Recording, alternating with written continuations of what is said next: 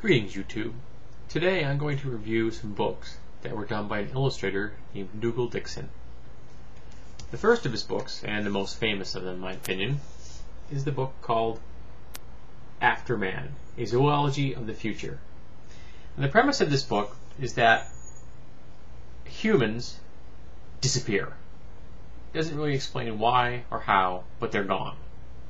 As are all of the major life forms that currently occupy all of the ecologic niches in the world. And all of the remaining animals, without any pressure, are allowed to spread across the globe and fill all of those ecologic niches with newly evolved species.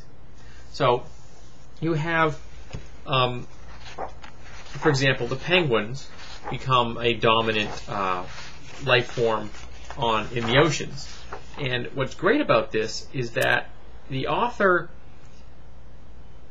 begins fairly soon. If you look at this sketch right here, the North America and Asian continents have kind of squished together, right where Alaska and this across the Bering Sea is, and that's happening right now. So that's not that really all that far into the future.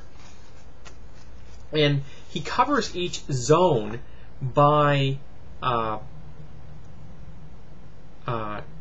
different climates. For example, we have a predator here, which is based off of our current rats, and they evolved to fill the role of a small, fast hunter.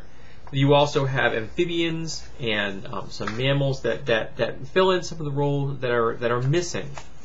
And what to me really fascinating is this book is all about the possibilities. It's all about what could happen. For example, we have these mountains, we have right here, of animals that look a lot like what we have, and the reason is because you have convergent evolution. These may be new life forms, but these life forms are filling the same ecologic niche, or a niche very similar to that. So they're going to end up evolving slightly different variations on the themes that we have now. His research is wonderful.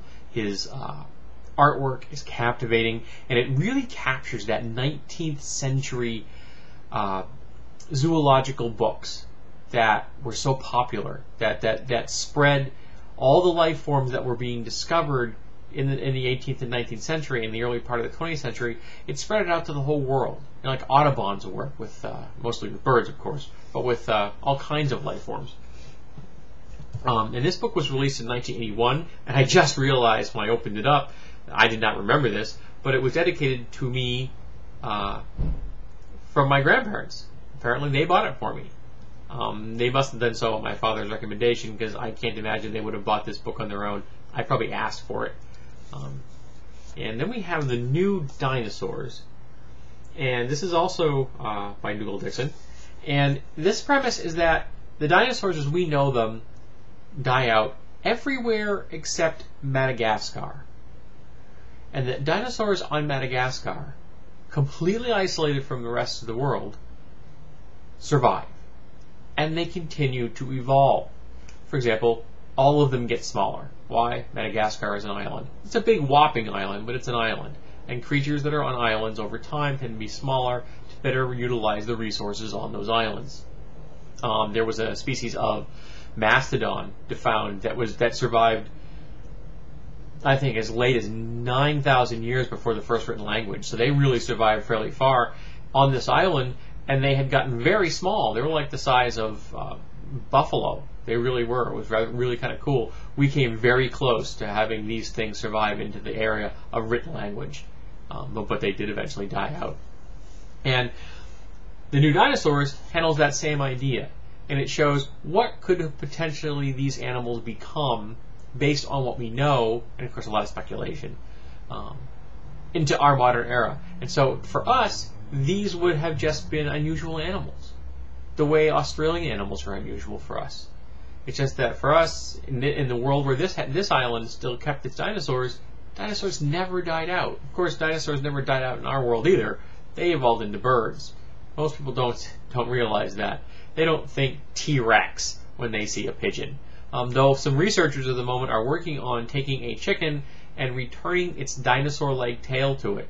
And this is a distinct possibility that within the next few years we might have chicken-sized creatures that are beginning to be bred to look very much like dinosaurs again. That would be very cool. And his last book, that was from 1988, this one's from 1990, Man After Man. And this is the one that really takes things the furthest, the strangest. The premise is that our technology eventually begins to fail us. And so people begin to live in the world in a much more agrarian kind of manner. Some keep technology, most of us don't. And those of us that don't are over time begin to diverge into different offshoots of humanity. That humanity becomes not just variations on a theme, but distinctly different species. Species that cannot interbreed. Species that are completely and totally different from each other. And this is a very strange stuff. This is science fiction in its wackiest. But he's just taking the concept of evolution and applying it to humanity, and this can honestly make some people uncomfortable. But all three of these books are incredibly entertaining. The illustrations are wonderful. The science on it is, if not cutting edge, I mean it's almost 20. All three of them are almost 20 years out of date. And he's done work with special effects people since then. He is an expert on the idea of evolutionary paths that weren't taken or could be taken. And I highly recommend these. I have no idea if they're still available anywhere out there on the interwebs. I know I found the two latter books, The New Dinosaurs and Man After Man, at a discounters with Building 19, I think it was. I don't know if they have discount stores where you are. I'm assuming they do. But this is a place that resells things cheap. And I lucked out and found these books because I'd never even heard of them, and I loved the book, After Man. And I found these two books one day, and I'm like, score, this is great. I spent like $6 a piece for them. But I recommend seeking out Dougal Dixon because he is well worth your time.